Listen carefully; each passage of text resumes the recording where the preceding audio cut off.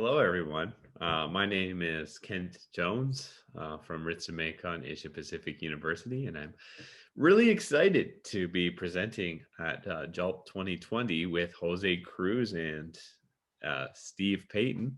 We're going to be talking about pattern building, implementing fluency activities. Jose, would you like to explain a little bit about what this is going to be about? Certainly, Ken. Thank you very much. Structure control in verbal classrooms. Basically, that's the term that I use to describe what we were talking about today. The title of our presentation is about pattern building and implementing fluency activities in a classroom. And we wanted to use that because there's a whole gamut of things that we're talking about here.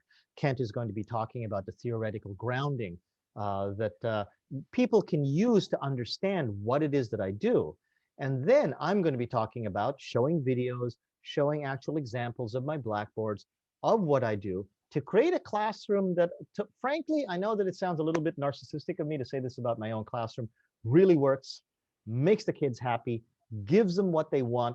Finally, I've had many kids come up to me and say, this is really what I really wanted to do in English class all along. I wanted a chance to practice my English in a place where I wasn't having to worry so much about being right or being wrong, just a chance to practice.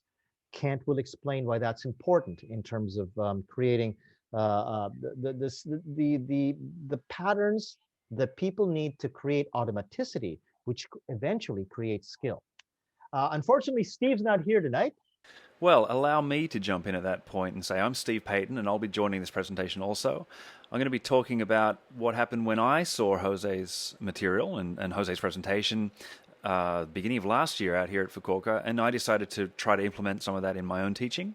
I adapted it somewhat and used it for slightly different purposes, more of a warm-up, but it turns out to be so effective and so enjoyable for the students that often my warm-up would go for half the lesson. So I'm going to also talk about the results of a survey that I gave my students about how they felt about this, and we got some really, really great, clear data about what they thought of it and how they perceived, or the value that they perceived in doing this sort of repetitive, drill-based work. Back to you, Jose. So speaking for Kent, speaking for Steve, I think we're going to have a lot to show you. I think you will enjoy our presentation, and we very much hope to see you there. Okay, thanks very much, everyone.